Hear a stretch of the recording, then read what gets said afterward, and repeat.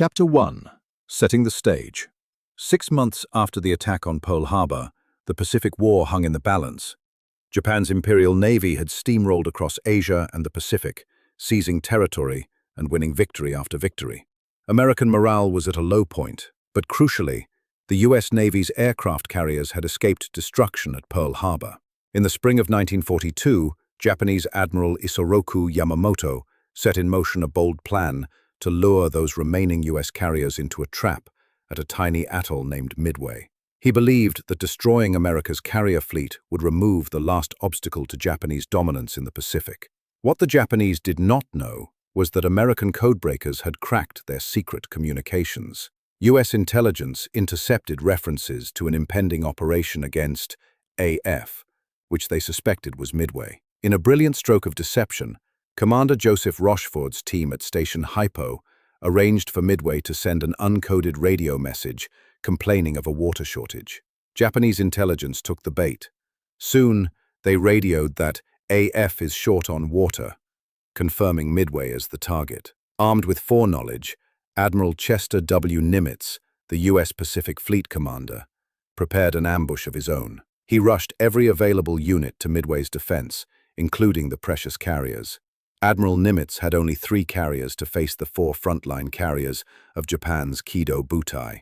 The USS Enterprise and Hornet, fresh from the Doolittle raid in April, formed Task Force 16 under the calm, analytical Rear Admiral Raymond Spruance, hand-picked to replace the hospitalized Bill Halsey. The 3rd carrier, USS Yorktown, had been heavily damaged in the Battle of the Coral Sea just weeks before, but in a miraculous feat, Navy Yard workers in Pearl Harbor patched her up in only 72 hours. Renamed Task Force 17 under Admiral Frank Jack Fletcher, the veteran Yorktown would sail with an improvised air group and join the fight. By the end of May 1942, Japan's plan, Operation MI, was underway. A huge Japanese armada steamed toward Midway Atoll, aiming to occupy it and draw out the U.S. fleet. Yamamoto even dispatched a diversionary attack to the Aleutian Islands in Alaska, hoping to confuse the Americans. But Nimitz wasn't fooled. Thanks to the codebreakers, he knew exactly where and when to expect the enemy. He positioned his 3 carriers and their escorts northeast of Midway, at a spot codenamed Point Luck, and waited in radio silence. Midway itself, a pair of small sandy islands with an airstrip and seaplane base, bristled with defending aircraft and coastal guns, ready to resist the coming onslaught. Everyone understood that the upcoming battle could decide the course of the war. The U.S. Navy pilots and sailors were steeling themselves for a desperate fight, while the Japanese striking force sailed confidently, unaware that they were heading into an ambush. Chapter 2. Dawn of Battle. Attack on Midway. Before dawn on June 4, 1942, the Japanese put their plan into action. On board the carriers Akagi, Kaga, Soryu, and Hiryū, crews worked furiously to prepare the first strike. Just after 4:30 a.m., the dark Pacific sky above the fleet came alive with roaring engines. Dozens of Japanese bombers and torpedo planes lurched off the flight decks, one after another, their pilots fixated on the target ahead. Midway Atoll. They were escorted by swarms of swift Mitsubishi A6M0 fighters, the pride of the Imperial Navy. As the rising sun tinged the horizon gold, this armada of aircraft droned eastward. Below, the carrier decks cleared and Japanese officers relaxed slightly. The battle was begun and surprise seemed achieved. However, the Americans were not caught sleeping. At 5:30 a.m., a U.S. Navy PBY Catalina patrol plane out of Midway had spotted the incoming Japanese strike. A terse radio message crackled into Midway's command center. Many planes heading Midway, bearing 320. Distance 150. The defenders on Midway sprang into action. Marines and sailors manned anti-aircraft guns, and sirens wailed across the tiny atoll. Pilots of the Marine fighter squadrons dashed to their obsolescent Wildcat and Buffalo fighters. Within minutes, Midway's radar picked up the enemy formation, and the first American fighters struggled into the air, climbing to intercept, despite the faint light of dawn. At 6:20 a.m., the skies over Midway erupted in battle. Major Floyd Parks and his men, piloting a handful of F-4F Wildcats and much slower Brewster F-2A Buffaloes, bravely dove into the oncoming Japanese formation. The matchup was cruelly one-sided. The Zero fighters guarding the bombers were flown by experienced aces and outclassed the Americans in speed and maneuverability. In one pass after another, the Japanese Zeros cut through the outnumbered Marine fighters. Emotional and smoke trails marked stricken US planes spiraling into the sea. Within minutes, most of Midway's defenders were shot down or badly damaged. Only a couple of ragged wildcats limped back to base. Still, the Marine pilots fought with grit. They managed to down a few enemy bombers and even one Zero at great cost to themselves. Their sacrifice meant the Japanese attack wave arrived over Midway slightly scattered and in less than perfect order. Unopposed by fighters now, the Japanese bombers commenced their attack. At 6:30 a.m., the first bombs fell on Midway. A formation of Aichi D-3A Val dive bombers peeled out of the sky and dove nearly vertically onto Midway's eastern island. They released dozens of bombs, which whistled down and exploded across the ground in thunderous gouts of flame and debris. Within moments, fuel tanks and supply dumps were ablaze. Another wave of Nakajima B-5N Kate-level bombers swept in, dropping more ordnance. The island shook as the airfield and seaplane base were pounded. Craters scarred the runways, buildings collapsed, and plumes of black smoke rose into the sky. Despite the punishment, Midway was far from neutralized. The defenders fought back fiercely. Anti-aircraft batteries opened up with everything they had. The thunder of 3-inch and 5-inch guns rang out, and the sky was peppered with puffs of flak bursts. Tracers from machine guns and smaller cannons streaked upward, tearing into the formations of Japanese planes. The air was filled with the cacophony of battle. Roaring engines, the crump of explosions, the rattle of gunfire. In the chaos, a few Japanese aircraft were hit. One Val bomber disintegrated in mid-air under concentrated AA fire. A Zero fighter trailing a burning fuel line spiraled down into the lagoon. Japanese pilots, though, were well trained and pressed the attack.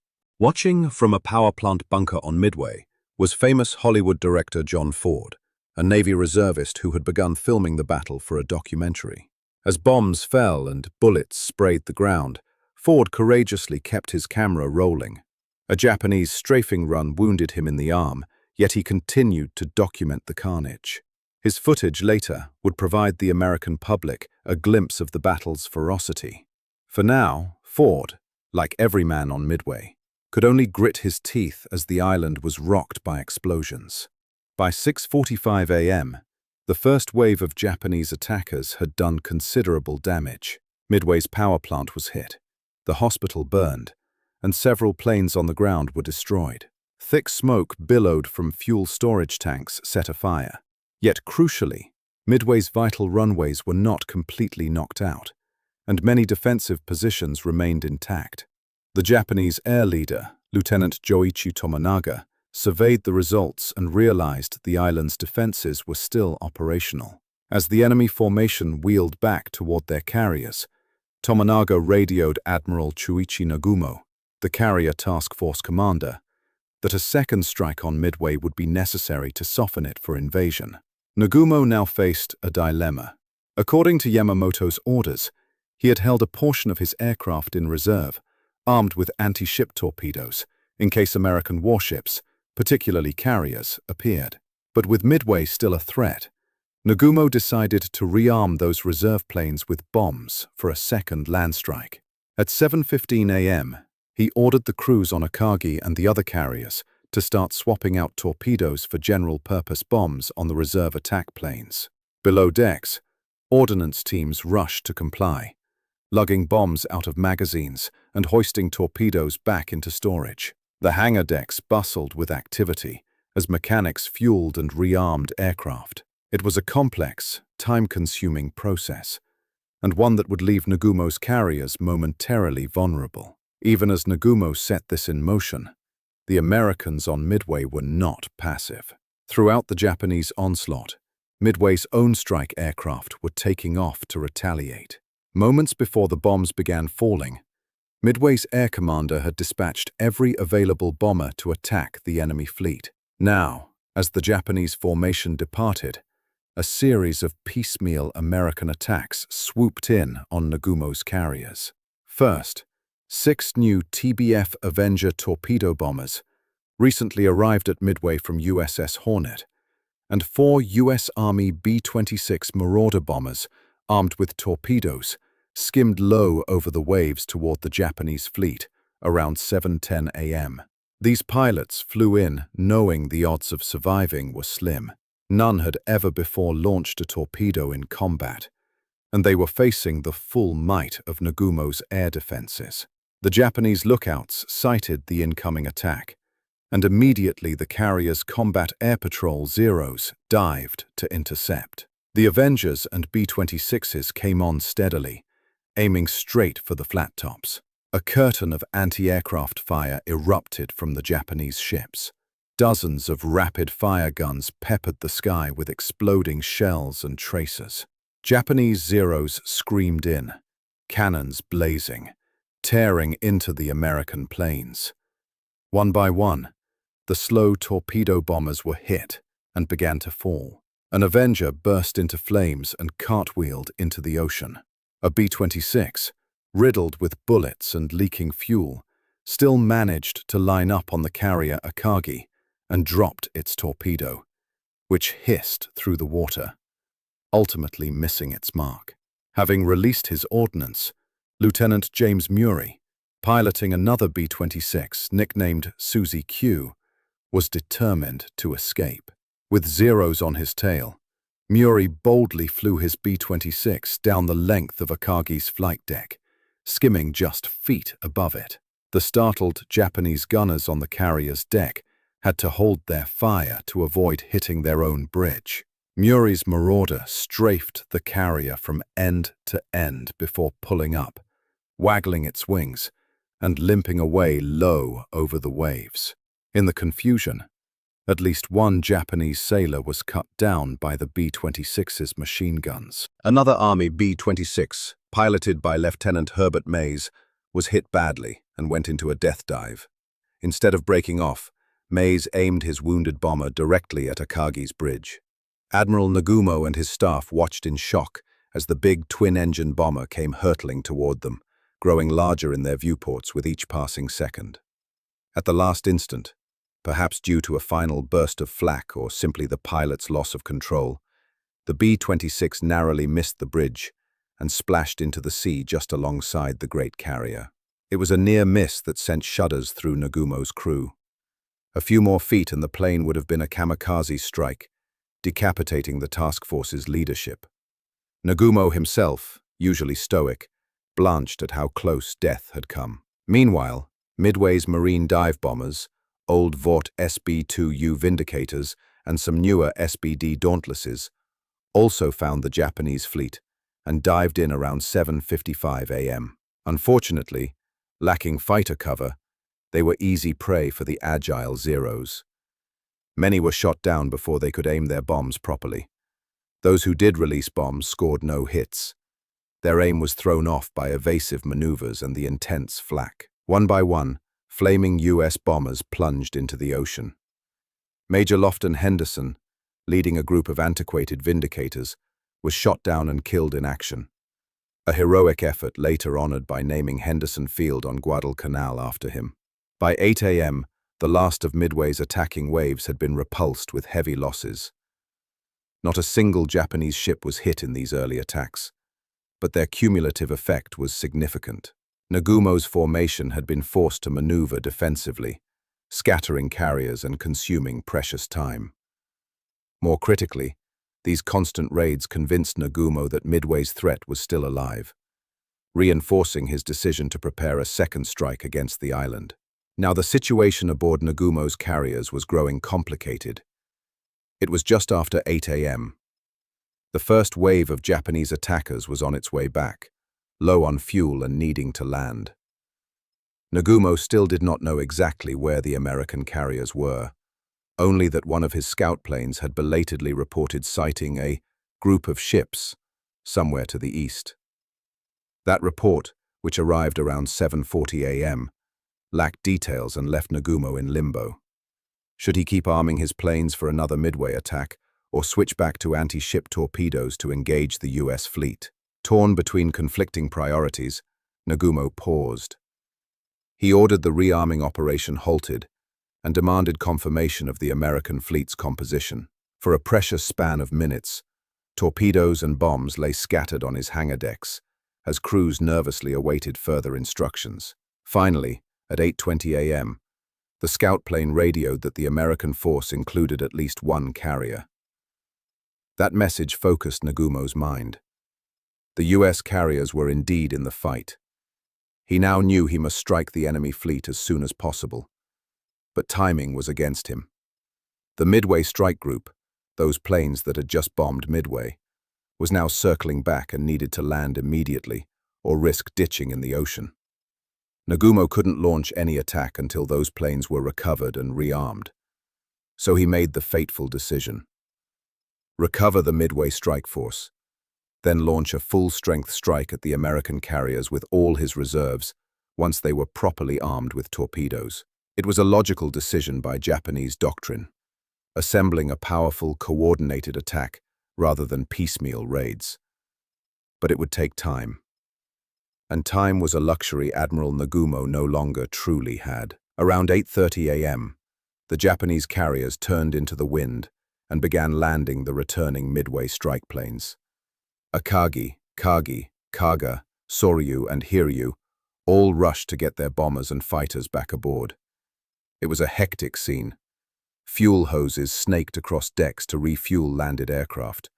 Mechanics hurried to arm them with torpedoes for the next mission, and carrier decks became packed with both returning and readying planes. In the hangars below, unused bombs from the earlier rearmament lay stacked in the open. The Japanese carriers, so lethal when launching attacks, were now fatally slowed while they serviced their air groups. Unknown to Admiral Nagumo, high above the Pacific, American eyes were searching for him, eager to pounce during this vulnerable moment. Chapter 3. The Hunt for Nagumo's Fleet. While Midway reeled under the Japanese bombing, the American carriers had already sprung into action. Not long after dawn on June 4th, Admiral Fletcher aboard Yorktown and Admiral Spruance aboard Enterprise received word from Midway's patrol aircraft that Japanese carriers were spotted to the west-northwest. This was the moment the Americans had been waiting for. At 7 a.m., with the enemy's location roughly known, though still distant, about 175 miles away, Rear Admiral Spruance gave the order to launch every available plane from Enterprise and Hornet. He knew striking first was critical. Neutralizing the Japanese carriers was the key to survival. The decks of the US carriers bustled as pilots ran to their aircraft and engines coughed to life. Captain Miles Browning, Spruance's chief of staff, orchestrated the launch sequence expertly. One by one, the Wildcats, Devastators, and Dauntlesses thundered down the decks and into the air, lifting off heavily laden with fuel and bombs. From Enterprise and Hornet, a total of over 100 aircraft were sent up by 7:30 a.m. Squadrons of slow but reliable Douglas TBD Devastator torpedo bombers skimmed off the deck, each carrying a single torpedo slung under its belly. Rugged SBD Dauntless dive bombers, armed with 501,000-pound bombs, formed up at higher altitude, and a screen of F-4F Wildcat fighters climbed to escort them. The pilots had instructions to fly on an initial heading toward the reported enemy position, and then fan out to search if they saw nothing. There was a palpable sense of urgency. Every man knew the fate of Midway, and perhaps the Pacific War depended on their attack. On the flag bridge of Enterprise, Admiral Spruance watched the last plane depart and murmured a hopeful prayer. The Hornet's Air Group 2 was soon on its way, led by the carrier's air officer, Commander Stanhope Ring. Yorktown, being slightly farther back and under Admiral Fletcher's direct command, held her air group in reserve a short while longer. Fletcher wisely wanted confirmation of the enemy's position before committing Yorktown's planes, but he launched a few scout aircraft of his own to aid the search. As the American strike planes thundered off the decks and formed up, they faced an immense challenge, finding the Japanese carriers in the vastness of the Pacific. Unlike land targets, a moving naval fleet was a needle in a haystack of endless waves and sky. The U.S. pilots had only a general idea of where to look, and communications were limited to maintain radio silence. Very quickly, the carefully planned coordination of the launch began to fall apart. Different squadrons, taking slightly different courses or climbing to different altitudes, lost sight of each other. Some groups sallied off on their own paths, convinced they knew where the enemy might be. The American strike became fragmented, a series of independent flights groping through the blue expanse for their prey. One of those groups was Torpedo Squadron 8, VT-8, from the Hornet. 15 Devastator torpedo bombers, under the command of Lieutenant Commander John C. Waldron, had taken off with Hornet's air wing. Waldron was a seasoned pilot, with a keen instinct for naval warfare. Even before launch, he had harbored doubts about the course set by Hornet's strike leader, Stanhope Ring. In the briefing, Ring had indicated a search heading that Waldron strongly felt was mistaken. The feisty Torpedo Squadron commander reportedly told his pilots, "If we don't find them on that course, I know where they are. Just follow me." True to his word, once airborne, Waldron broke from the rest of Hornet's air group. At around 8:15 a.m. he radioed to his men, "We'll go southwest," and turned his Devastators onto a new heading. The 15 planes of VT-8, flying barely 1,000 feet above the waves, set off in solitude, effectively alone in the Pacific. They were unescorted by fighters.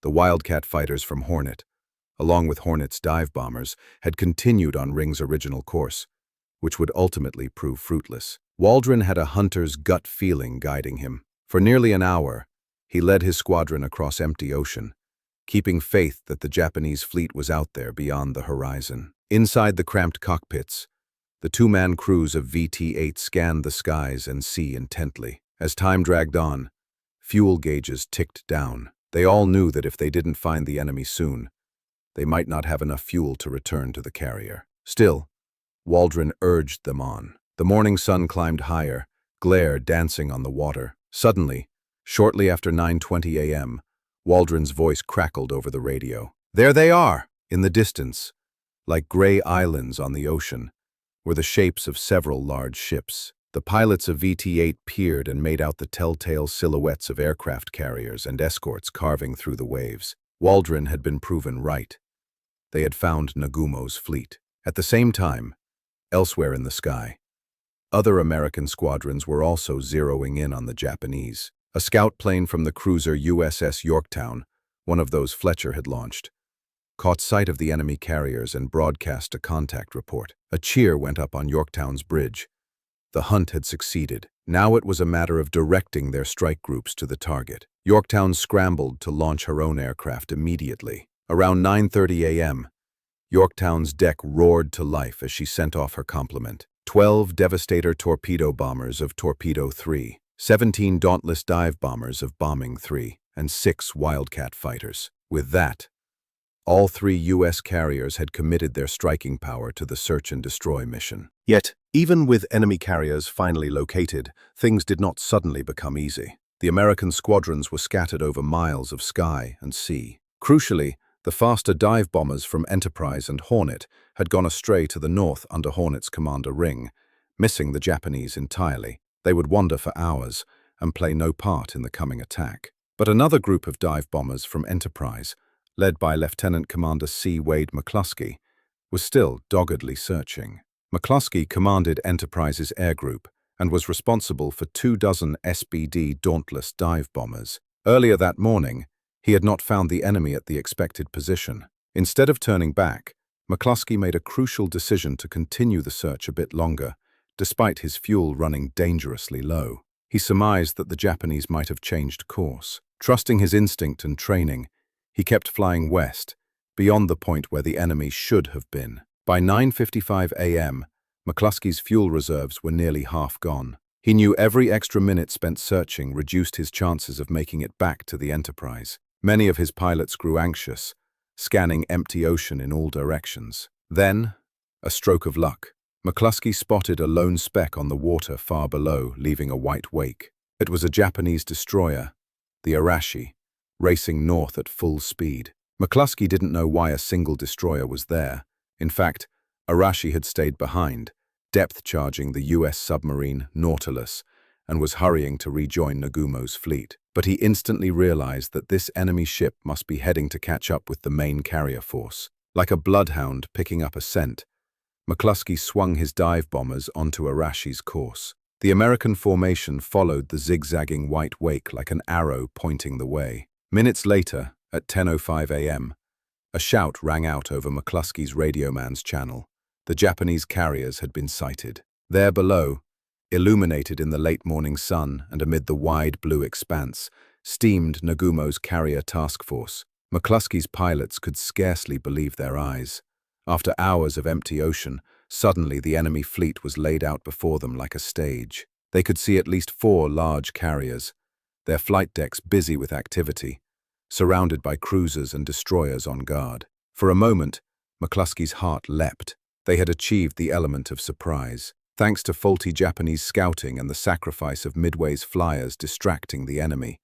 The skies above Nagumo's force were clear of enemy fighters at high altitude. The Japanese did not know death was diving out of the sun toward them. McClusky quickly surveyed the situation and made a snap decision. He had 2 squadrons of Enterprise dive bombers, VS-6 and VB-6, under his command.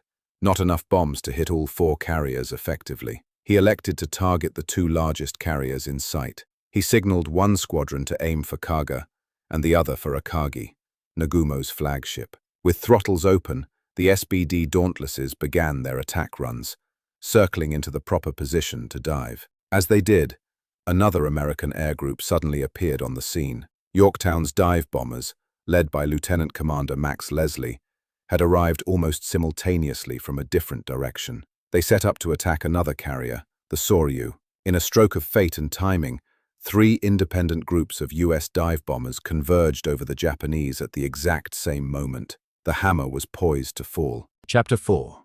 Torpedo Squadron's Sacrifice. While the dive bombers were preparing their deadly descent, the American torpedo plane crews were fighting for their lives at sea level. Lieutenant Commander John Waldron and the men of Torpedo Squadron 8, VT-8, had found the enemy first, and they wasted no time attacking. Around 9:25 a.m., Waldron radioed a quick message to Hornet, which never got through. He was engaging the enemy. Then he and his fellow pilots gritted their teeth and plunged into the gauntlet. They dropped down to barely 50 feet above the waves, lining up in single file to launch torpedoes at the mighty carrier Soryu, the closest target. Flying so low and straight made them sitting ducks, but it was the only way to launch their slow torpedoes effectively. 15 American Devastators droned toward the Japanese fleet, and at once the skies erupted with enemy fire. "Tally-ho!"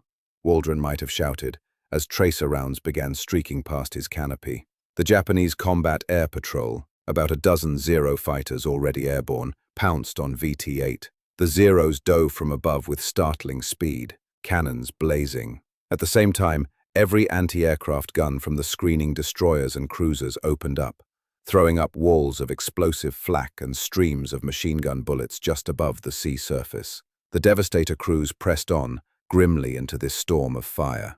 Within seconds, the squadron started taking devastating hits.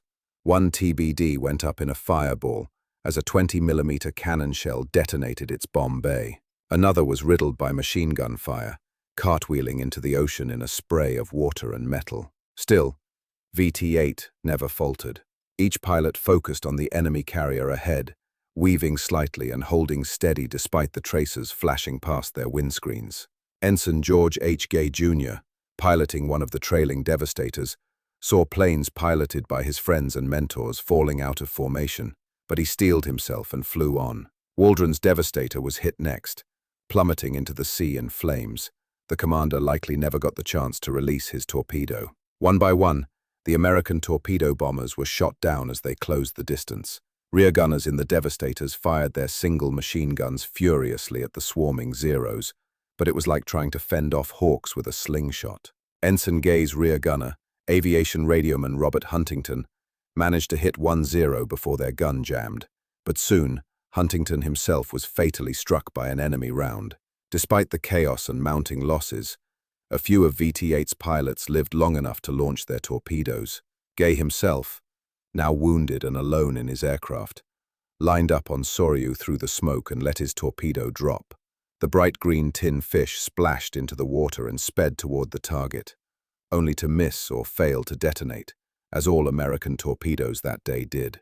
With the mission done, Gay pulled his devastator up and away past the carrier. At that moment, a pack of Zeros fell upon him. Bullets shredded his engine and cockpit. A 20mm shell blasted apart his controls and set the plane on fire. With his aircraft mortally hit, Ensign Gay had no choice but to escape. He desperately unlatched the canopy and managed to bail out just as his devastator crashed and exploded. When George Gay hit the water, the battle around him had already moved on. In less than 5 minutes of ferocious action, Torpedo Squadron 8 had been annihilated. Of the 15 planes that glided in at wavetop height, not one remained in the air. Several torpedoes had been launched, but none found their mark on the evasive Japanese ships. As he treaded water, clinging to a floating seat cushion for cover, Ensign Gay looked about in shock. Debris and burning fuel dotted the ocean surface. He saw no other American survivors, only Japanese destroyers rushing by and enemy fighters buzzing overhead. VT-8's heroic attack had ended in disaster. Yet, unbeknownst to Gay as he bobbed in the sea, other U.S. torpedo squadrons were now entering the fray, sharing a similar fate. From the Enterprise, VT-6, led by Lieutenant Commander Eugene Lindsay, had arrived on the scene.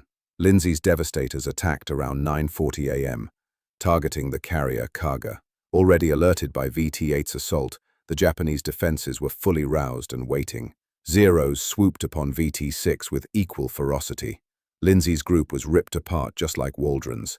Plane after plane was shot down before getting a chance to release torpedoes. Lindsay himself was killed, his bomber crashing in flames.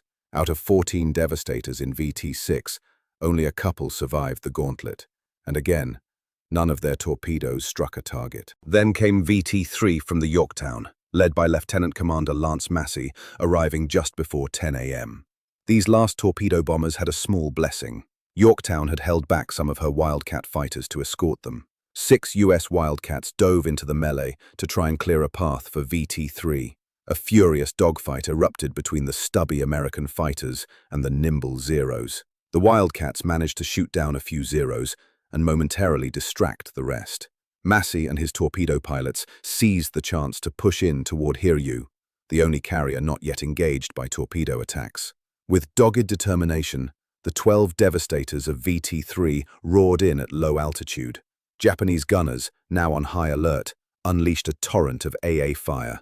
Explosions straddled the torpedo planes, and waterspouts burst all around them. Several more U.S. planes were hit and plunged into the ocean. Massey's aircraft was seen taking a direct hit, vaporizing into fragments. Still, a few made it within torpedo range.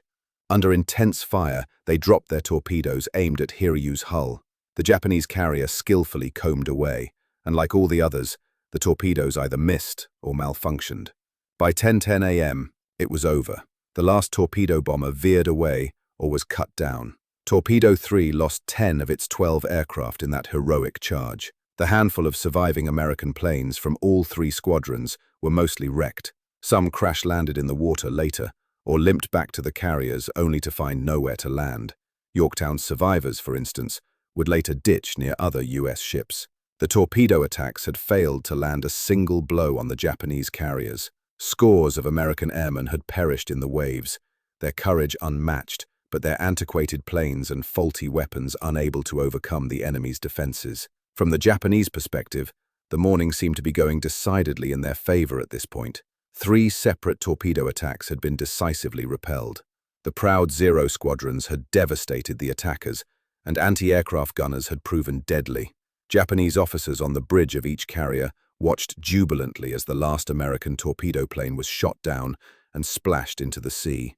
It appeared that their carriers were impervious, surrounded by an iron wall of Zero fighters.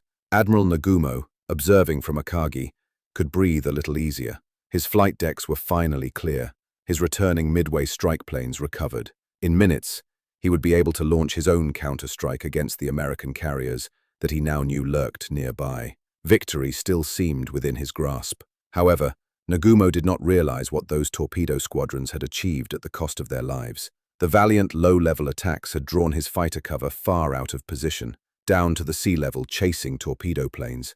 Many Zeros had expended their ammunition and fuel in the prolonged defense, and were climbing back to their carriers to rearm at the very moment the next threat arrived. The American torpedo bombers had also forced the Japanese carriers into wild, evasive maneuvers, disrupting their formations and preventing them from launching any aircraft of their own during those crucial minutes. Now, amid the lingering smoke of battle, the sky above Nagumo's task force was momentarily clear of defending fighters, and ominously, through that sky, a new menace was about to descend. Ensign George Gay, floating in the ocean trying to stay unnoticed, was perhaps the only American who had a front-row seat to what happened next.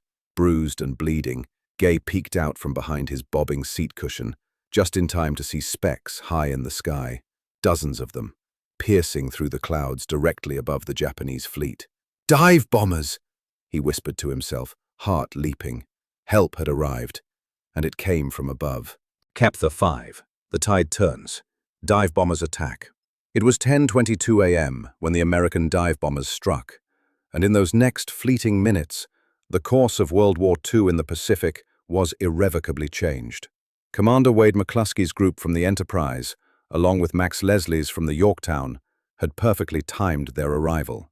Exploiting the chaos and the lack of high-altitude enemy patrols, they positioned themselves almost directly above the Japanese carriers. The sun was behind them, helping to mask their presence. Below, the 4 Japanese flat tops appeared almost tranquil, sailing on steady courses, their decks busy with activity but unaware of the doom overhead. At approximately 10:24 a.m., the American SBD Dauntless dive bombers began their attack dives. In unison, dozens of aircraft nosed over and fell into near-vertical plunges from around 15,000 feet. The Dauntless was aptly named. It dove steeply at over 250 knots, almost straight down, making a high-pitched whistling howl as it cut through the air. Japanese sailors on the carrier's decks had mere seconds to react. On the flagship, Akagi, a lookout's startled shout rang out. "Tenko! Tenko!" Dive bombers, heads turned upward to see black silhouettes falling rapidly out of the glare of the sun. In that instant, time seemed to freeze for the Japanese. Admiral Nagumo and his crew on Akagi's bridge saw with horror a multitude of enemy planes hurtling toward them like hawks swooping on prey. Leading the first dive on Kaga was Lieutenant Commander McClusky's Enterprise Squadron, the S-6. Kaga sprawled below them, a massive target. The carrier's deck was packed with rearmed aircraft, fully fueled and armed, waiting to take off, an ideal target for bombs. As the Dauntlesses screamed down, Kaga's crew mustered what defense they could. Anti-aircraft guns on the carrier and nearby escorts began peppering the sky, but their traverse could not keep up with the near-vertical attackers. The first American bombs struck Kaga in rapid succession. Wham! A 500-pound bomb punched through the flight deck and exploded in the hangar among parked planes, releasing a fireball and sending shards of steel and aircraft parts blasting in every direction. Boom! Another hit near the forward elevator, igniting fuel lines and ordnance. One bomb landed right amid a cluster of planes on deck, triggering secondary explosions as torpedoes and bombs staged there detonated in a chain reaction. The Kaga was staggered by multiple direct hits in the space of seconds. Sailors on her deck were enveloped in flames or blown overboard by the blasts. One bomb's concussion on the bridge killed Captain Jizaku Okada and his command staff instantly, decapitating the ship's leadership. In a flash, the proud carrier Kaga was transformed into an inferno. Towering flames and thick black smoke poured from her shattered hull. Observers described seeing Kaga's flight deck buckle upward and great sections of it peeled back like a torn ribbon. Right behind McClusky's squadron was Enterprise's second dive bomber squadron, VB-6, led by Lieutenant Richard "Dick" Best. They had initially been set to attack Kaga as well, due to a miscommunication, but upon seeing Kaga already hit and ablaze, Best made a split-second decision to shift targets to the nearby Akagi. Best and 2 wingmen pulled out of their initial dives on Kaga and wheeled toward Nagumo's flagship. That left Akagi temporarily untouched, as most of McClusky's bombers had focused on Kaga. Now Best's 3 Dauntlesses lined up on Akagi from directly above. On Akagi's bridge, Commander Mitsuo Fuchida, the very man who had led the Pearl Harbor attack, and was recuperating aboard ship, looked up in alarm at 3 enemy planes plummeting toward them. The carrier's few machine guns sent tracers slicing upward frantically, but it was too late. Lieutenant Best put his sights on the center of Akagi's flight deck and released his 1,000-pound bomb at point-blank range before pulling out of his dive with tremendous G-forces. In that moment, a single bomb effectively decided the fate of the Akagi, and perhaps the battle. Best's bomb struck Akagi almost dead center, near the aft edge of the midship elevator. In an instant, it penetrated into the upper hangar deck, where Nagumo's reserve planes, now fully armed with torpedoes and bombs and fueled to capacity, sat wingtip to wingtip. The explosion that followed was cataclysmic. The hangar bay erupted in a chain of secondary blasts as fuel and ordnance went up simultaneously. A massive fireball burst from Akagi's midsection, blowing out sections of the flight deck and sending aircraft spiraling into the sky like fiery confetti. Bomb fragments and shrapnel mowed down crewmen. One near-miss bomb landed just off Akagi's stern, its shockwave buckling the rudder and jamming it hard to one side, effectively crippling the carrier's steering. Within moments, Akagi was a scene of utter devastation. Uncontrollable fires raged below decks, and thick, acrid smoke billowed out in columns. Nagumo's chief of staff, Captain Ryūnosuke Kusaka, staggered through the carnage and later wrote of the horror. A terrific fire. Bodies all over the place. Planes stood tail up, belching livid flames and black smoke. The once formidable flagship of the Kido Butai was mortally wounded by essentially a single well-placed bomb. Simultaneously, Yorktown's dive bombers, VB-3, under Max Leslie, struck the carrier Soryu on the opposite side of the formation. Leslie had actually accidentally released his own bomb too early. It fell into the sea, but his squadron mates made up for it. Soryu was caught as flat-footed as the others. The Yorktown Dauntlesses dove aggressively on Soryu and scored at least 3 direct hits. Explosions blasted through Soryu's hangars and upper decks, sending debris high into the air. One bomb ruptured her fuel storage and lit raging gasoline fires throughout the ship. Sailors on Soryu were hurled off their feet by the concussions. Within minutes, Soryu was ablaze from bow to stern, a fiery wreck just like her sisters. The cascading blasts set off ammunition and bombs, creating a volcano of flame at Soryu's heart. Her captain, Ryusaku Yanagimoto, would later gallantly choose to go down with his ship as it sank. The devastation inflicted in those critical 5 minutes was near total. On the Japanese side, disbelief and shock paralyzed many. How could this have happened so suddenly? One moment, Nagumo's carriers had ruled the skies. The next, they were burning, twisted hulks. The timing of the American attack had been almost supernatural in its perfection. In truth, it was a combination of skill and luck. The bravery of the torpedo squadrons, the intuition of McClusky, and a bit of fortune with timing had all come together in a dramatic crescendo. On the carrier Hiryū, a few thousand yards away from the conflagration, Rear Admiral Tamon Yamaguchi and his crew watched in stunned silence as their comrades were engulfed in flames. Hiryu, the sole remaining undamaged Japanese carrier, now found itself alone. Flight crews on Hiryu's deck could plainly see towering columns of black smoke marking where Akagi, Kaga, and Soryu struggled. Debris rained down into the sea.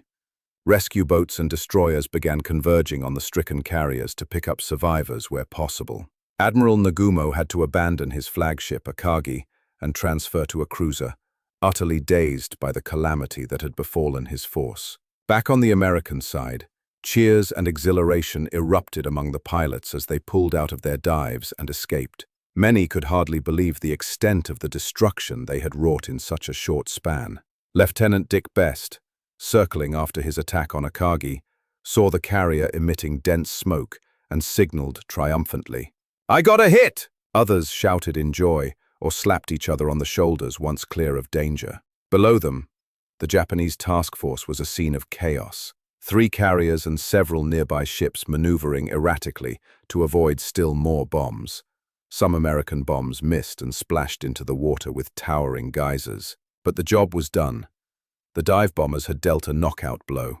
On the U.S. ships listening to radio reports, a wave of relief and jubilation spread. A radio man aboard the USS Enterprise who heard the fateful words, "Scratch 3 flat tops," could scarcely contain himself. Officers and crew on the American carriers knew that a major victory had just been scored, though full details were still unclear. Admiral Spruance, a normally reserved man, allowed himself a tight smile. Admiral Fletcher, receiving Yorktown's after-action report, reportedly said quietly, "Looks like they got a pretty good licking." In Pearl Harbor, when Admiral Nimitz got the message that 3 enemy carriers were burning, he exhaled in relief. Pearl Harbor was partially avenged this day. For the Japanese, the unthinkable had happened. The core of their Kido Butai, the very strike force that had bombed Pearl Harbor and conquered an empire, was in ruins. The mighty Akagi, pride of the fleet, burned furiously from bow to stern. Captain Aoki on Kaga made desperate attempts to control fires, but Kaga was beyond saving, an inferno turning the steel flight deck red-hot. Soryu was a blazing torch, soon to be abandoned by midday. On each of these carriers, hundreds of officers and men were dead or dying. Ammunition cooked off in sporadic thumps. Planes and fuel exploded in sporadic bursts. The sea around them was littered with wreckage and oil slicks. Survivors huddled on listing decks or jumped overboard to escape the flames. Admiral Nagumo, shell-shocked, initially could not bring himself to leave Akagi, his command. But Captain Kusaka and other staff officers gently persuaded him that nothing more could be done there. With tears in his eyes, Nagumo transferred his flag to the light cruiser Nagara. It was a bitter, bitter moment. Nagumo knew that under his command, in a matter of minutes, the balance of naval power had swung away from Japan. Later, as he observed the burning carriers from afar, Nagumo must have felt the weight of failure crushing down. However, the battle was not over yet. Amid the smoldering wreckage of 3 carriers, one Japanese flight deck remained intact. Hiryu, with Admiral Yamaguchi aboard, was determined to strike back. Chapter 6. Hiryu's counterattack. The crew of the Hiryu understood that they now carried the fate of the Imperial Navy on their shoulders. Rear Admiral Taman Yamaguchi was an aggressive, brilliant leader, and even in this dire hour he did not hesitate. Almost immediately after witnessing the destruction of the other carriers, Yamaguchi rallied Hiryu's aviators. Through the smoke-filled air, he could see enemy dive bombers departing to the east. They had to be returning to their carriers that Hiryu would now attempt to find and destroy. It was a grim race for vengeance. At roughly 10:45 a.m., even as Kaga, Akagi, and Soryu were still burning, Hiryu scrambled her first counterstrike. The deck crews brought up every operational dive bomber left, 18 Aichi D-3A Val dive bombers, and readied a half-dozen Zero fighters to escort them. These were survivors from Soryu's and Hiryu's air units combined. Pilots strapped in, engines roared, and one by one the Vals hurtled down Hiryu's deck into the air. Admiral Yamaguchi stood on the flight deck and saluted each plane as it took off, fully aware these men were heading into a now one-sided fight. Leading the Japanese strike was Lieutenant Michio Kobayashi. Their orders: find the American carriers and exact revenge. Hiryu's first attack wave climbed and followed the approximate bearing where the dive bombers had retreated, reasoning that it would lead back to the U.S. task force. Not long after noon, around 12 p.m., the Japanese spotted a lone carrier with a distinctive large Y on its funnel, the Yorktown. This was Admiral Fletcher's flagship, now sailing with only a few escorts after having recovered her planes. The Yorktown's radar picked up the incoming raid, and the carrier's crew snapped back into action, despite having already been through one battle that morning. Indeed, unbeknownst to the Japanese, Yorktown had already been attacked once that day. By them. In a cruel twist, Yorktown had been the target of Tomonaga's Midway strike earlier that morning after it returned. They mistook Yorktown for a fresh carrier. Around 11 a.m., shortly after the American dive bombers struck the Japanese fleet, a handful of Japanese bombers from Hiryu's first wave, launched, before news of the carrier calamity reached them, had stumbled upon Yorktown and dived on her. In that attack, Yorktown had been hit by 3 bombs. Those bombs punched through her wooden flight deck, causing fires and damage that brought the carrier to a halt. But through extraordinary damage control efforts, Yorktown's crew had extinguished the fires and got her engines running again within an hour. By the time Kobayashi's new strike from Hiryu arrived, Yorktown was miraculously back up to 18 knots, with flight operations partially restored. In fact, the Japanese pilots approaching could see no obvious damage on the carrier. They assumed it was a different, untouched carrier, perhaps. They thought this was Enterprise or Hornet, not realizing they were seeing the resiliency of the same Yorktown they bombed earlier. Now, shortly after noon, Yorktown's luck was about to be tested again. The alarm went up. Air raid! Air raid! All hands to battle stations. On deck, a few parked aircraft were hastily pushed overboard to clear the way for defense. The carrier's remaining Wildcat fighters roared off to intercept the oncoming Vals. Yorktown's gunners, many of them already battle-hardened from the earlier attack, prepared their weapons anew, some of them bandaged or working next to still smoking holes in the deck from the previous bombs. It was almost unthinkable for them that the Japanese still had fight left, but there they were, dark shapes in formation, diving out of the sky once more. The first dive bomber screamed down at 12:10 p.m. Yorktown's AA guns erupted again, filling the sky with black puffs of shrapnel. The ship's gunners had refined their aim in the morning's ordeal, and they managed to hit and down a few Vals on their way in. Still, several Japanese bombers broke through the flak and commenced their dives. With the ship heeling into sharp, evasive turns, Yorktown's crew braced themselves.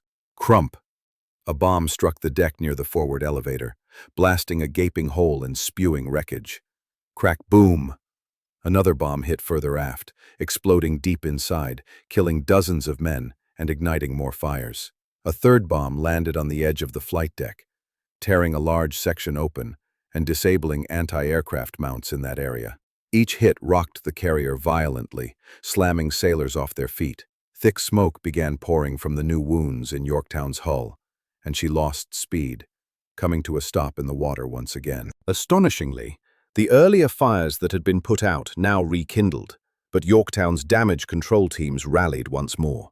They fought the flames with determination, and despite casualties, they managed to contain the worst of the damage in short order. Though listing slightly from the damage, Yorktown would not sink from these bombs. The crew even succeeded in patching some holes and shoring up bulkheads. By around 1:40 p.m., under incredibly trying conditions, Yorktown's engineers got 2 boilers working and the ship moving at about 6 knots, gradually increasing to 18 knots. Smoke still rose from her wounds, but the carrier was back on the move. To Japanese reconnaissance observers, however, Yorktown appeared disabled and burning. They radioed Hiryū that one enemy carrier was knocked out. The men of Yorktown had little time to celebrate survival. Barely an hour later, around 2:30 p.m., Hiryū's second wave arrived. Admiral Yamaguchi had launched a follow-up strike at 1:30 p.m., consisting of 10 Nakajima B-5N, Kate, torpedo bombers, and 6 Zero escorts. These torpedo planes skimmed in low and coordinated a pincer attack, coming at Yorktown from both port and starboard bows. Yorktown, still struggling to recover fully from the bomb damage, could only make limited evasive maneuvers. The ship's anti-aircraft guns and a few brave fighter pilots tried desperately to disrupt the torpedo run, downing some Kates, but at 2:42 p.m., 2 torpedoes found their mark. One torpedo struck Yorktown's port side, the other slammed into her starboard side, both near the engineering spaces. The dual impacts were devastating. Water flooded into the hull, and Yorktown immediately began to list severely to port as compartments filled. With power knocked out and pumps failing, it was clear the proud carrier had been fatally wounded. Captain Elliot Buckmaster reluctantly ordered "Abandon ship" by 3 p.m. The crew of Yorktown, who had fought so gallantly to keep her afloat all day, gathered on the listing flight deck and climbed down ropes or jumped into the ocean as the destroyers alongside plucked them from the water. Many sailors wept to see their ship mortally stricken. Yorktown had been their home, and she had withstood so much only to be felled by this final blow. As the survivors pulled away, Yorktown lay dead in the water, listing about 25 degrees and settling. Even in her dying moments, she had done her duty. The Japanese believed they had sunk 2 American carriers, 1 in each attack wave, when in reality, Yorktown alone had absorbed both attacks. The Enterprise and Hornet remained untouched and ready. The Japanese strike aircraft from Hiryū, having expended their fury on Yorktown, returned to their carrier by late afternoon. They arrived excited, claiming 2 carriers sunk, not realizing it was the same ship hit twice. Admiral Yamaguchi at first was elated by the reports. Some measure of revenge had been taken. But that satisfaction was short-lived. By about 3:30 p.m., a scouting plane from the now carrierless Yorktown group spotted Hiryu herself, zigzagging 150 miles northwest of Midway. The lone surviving Japanese carrier had been found. Admiral Spruance, now in tactical command after Fletcher had transferred command. Fletcher had left Yorktown for a cruiser after the first bomb hits. Wasted no time.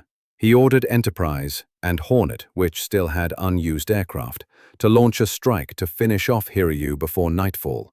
Around 4:30 p.m., Enterprise sent a final wave of dive bombers hurtling toward Hiryu. Some of these planes were from Enterprise's air group. Others were orphans, spare aircraft and veteran pilots from the battered Yorktown who had landed on Enterprise after their ship was hit. Meanwhile, Hornet, which had yet to score a hit on the enemy that day, belatedly launched a small strike as well, but they would arrive too late to participate. It was the Enterprise's Dauntlesses that would seal Hiryu's fate. At about 5 p.m., as the sun dipped lower, the American dive bombers spotted the last Japanese carrier. Hiryu had been attempting to flee northward, and she was defended by a ring of about a dozen Zeros still on cap. These weary Japanese pilots did their best to fend off the attackers, shooting down a few Dauntlesses on the way in, but there was no stopping the vengeful Americans now. Diving out of the golden sky, 2 squadrons of SBDs took aim at Hiryu. Admiral Yamaguchi, on Hiryu's bridge, saw them coming and urged his men to stand firm and fight to the end. Below, the flight deck crews fought back with the last of their AA guns, and a few escort ships fired bursts of flak overhead. It wasn't enough. Bomb after bomb fell onto Hiryu with crushing accuracy. At least 4 direct hits tore into Hiryu's deck and upper hull. One bomb smashed into the forward elevator, obliterating the hangar below. Another detonated near the aft elevator, igniting fueled aircraft. A third blew up along the edge of the flight deck, causing carnage among crews and lighting avgas fires. The fourth penetrated near the amidships machinery spaces, unleashing havoc in the engine rooms. In a matter of minutes, Hiryu was ablaze just as violently as her sister carriers had been. Fire erupted uncontrollably through the ship. Thick black smoke climbed into the sky, visible for miles. Hiryu's crew attempted to fight the fires, but they spread too quickly. With power lost, she began to slow to a stop, drifting as flames consumed her. Admiral Yamaguchi knew Hiryu was finished, yet he remained admirably calm. He ordered the remaining crew to save themselves, to abandon ship once it was clear nothing more could be done. On the burning flight deck, he conferred with Captain Kaku, Hiryu's commanding officer. Both men decided to stay with their carrier to the end, a gesture of solidarity with the men who had died that day. As darkness fell on June 4th, Yamaguchi sent out a final message over the radio, wishing for Japan's victory and bidding farewell.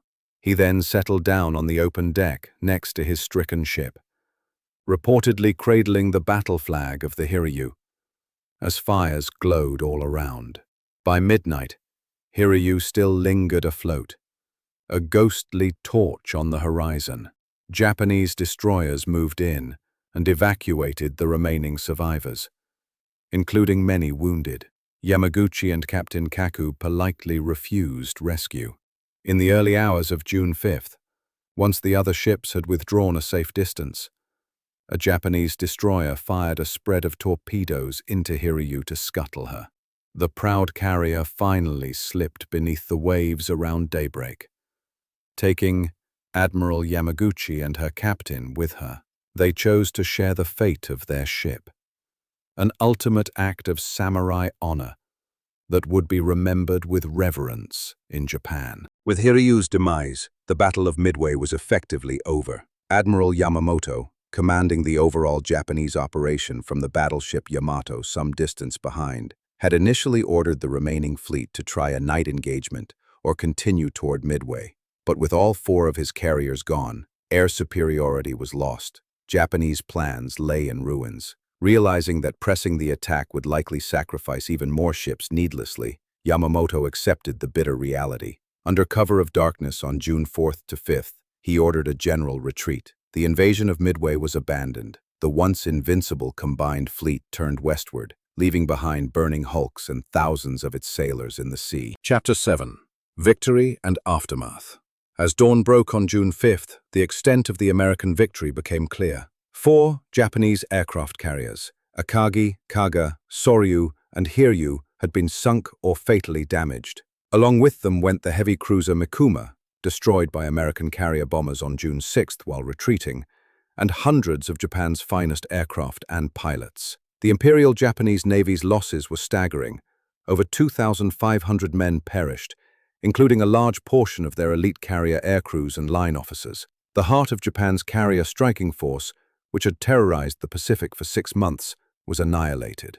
Japan's Naval Aviation Corps would never recover its former strength or experience. Midway was a rout for the Japanese, a humiliating defeat concealed from the Japanese public for as long as possible. American losses, while not light, were comparatively much smaller. The U.S. Navy lost the USS Yorktown, which valiantly absorbed 2 separate attacks. Yorktown heroically remained afloat until June 7th, when she finally capsized and sank after a Japanese submarine delivered a fatal torpedo blow while salvage operations were underway. The destroyer USS Hammond, guarding Yorktown, was also sunk by that submarine. In total, about 300 American sailors and airmen lost their lives in the battle, including whole torpedo squadrons who sacrificed themselves. Many of those men, like John Waldron and his VT-8 or Eugene Lindsay of VT-6, would later be celebrated as heroes who paved the way for victory. Ensign George Gay, fished from the ocean after floating for 30 hours alone, became a symbol of their courage as the sole survivor of Torpedo 8. When news of the battle finally reached the American public, it was greeted with jubilation and relief. Just half a year after Pearl Harbor's dark day, the U.S. Navy had struck a mighty blow in return. Midway became known as the turning point of the Pacific War. For the first time, an American victory halted the Japanese expansion dead in its tracks. Never again would Japan advance in the Pacific. From this point on, the Allies gained momentum and went on the offensive. In fact, just 2 months later, U.S. forces launched the Guadalcanal campaign, beginning the long, grueling push that would eventually roll back the Japanese Empire. Admiral Chester Nimitz praised the bravery and devotion of his men, attributing the Midway triumph to courage, skill, and a little luck. He famously stated that the victory was not luck alone. It was the result of calculated risk and the extraordinary heroism of those in the air and on the sea. Nimitz also acknowledged the unsung advantage of intelligence. Without the codebreakers, the ambush at Midway would not have been possible. But even with forewarning, the battle's outcome ultimately hinged on the razor-thin decisions and sacrifices made in the heat of combat on June 4th. The Japanese High Command, in contrast, was left in shock. Admiral Isoroku Yamamoto understood immediately the enormity of the disaster. Japan had lost the core of its carrier fleet. 4 of the 6 carriers that had attacked Pearl Harbor were now at the bottom of the ocean. Equally devastating was the loss of veteran pilots and maintenance crews, irreplaceable in a Japan whose industrial capacity was far outmatched by America's. In a somber moment, Yamamoto is said to have reflected that the Midway defeat made Japan's ultimate defeat only a matter of time. The balance of naval power in the Pacific had swung to the United States. From Midway onward, the Japanese Navy would be largely on the defensive, struggling to replace ships and planes, while the US poured out ever more carriers, aircraft, and trained pilots as the war continued. Midway also shattered the aura of Japanese invincibility. The same Japanese fleet that had appeared unstoppable, destroying battleships at Pearl Harbor, seizing Singapore, dominating the seas, had been stunned and humbled in a single day. Japanese morale, at least among informed military circles, took a severe blow. They had gambled on a complex plan to trap the US carriers and instead fell victim to a trap themselves. In the aftermath, the Japanese Navy attempted to cover up the scale of the defeat, announcing only that an engagement had occurred with some losses. But as months passed and no new victories came, reality set in. For the Americans and their allies, Midway was a huge boost in confidence. President Franklin D. Roosevelt and Prime Minister Winston Churchill were informed of the victory and reportedly could hardly contain their amazement. Suddenly, the seemingly unbeatable foe had been beaten. Churchill later wrote that he knew after Midway that the Pacific War's tide had turned. The hinge of fate had swung in the Allies' favor. On a personal level, Midway forged legends. Names like Wade McClusky, Max Leslie, and Dick Best became celebrated among naval aviators. It was McClusky's critical decision to continue the search and follow the Arashi's wake that led the dive bombers to the enemy at the perfect moment. Nimitz would later say that McClusky's actions decided the fate of our carrier task force and our forces at Midway. To honor him, the US Navy later named a ship after McClusky. Similarly, the sacrifice of Torpedo Squadron 8 was immortalized in film and print, inspiring Americans with stories of courage against impossible odds. Midway Atoll itself, drenched in the blood of both attackers and defenders, earned a hallowed place in naval history. The atoll would later be declared a national memorial to the battle, commemorating the incredible events of those days in June 1942. Standing on the flight deck of USS Enterprise that evening of June 4th, sailors watched the horizon, glowing from the burning Japanese ships, and felt a profound sense that history had been made. They were right. The Battle of Midway did not end World War II, but it fundamentally changed its trajectory. The Japanese Navy was stunned by the defeat, a blow from which it never fully recovered, and the Americans seized the initiative in the Pacific thereafter. Midway was a victory born of intelligence breakthroughs, bold leadership, and the raw courage of countless individuals who dared everything for their country. It was a drama of desperate gambles and last-second twists, of carriers lost and found in the vast ocean expanse. Perhaps the best epitaph for the battle comes from Admiral Nimitz himself, who said, "Pearl Harbor has now been partially avenged." The Americans had indeed struck back at the empire that sought to defeat them, turning the tide of war in a few decisive moments. Midway's story, of pilots finding their mark at the final hour and altering the course of history, will forever be remembered as one of the most stunning and fateful battles of the modern age.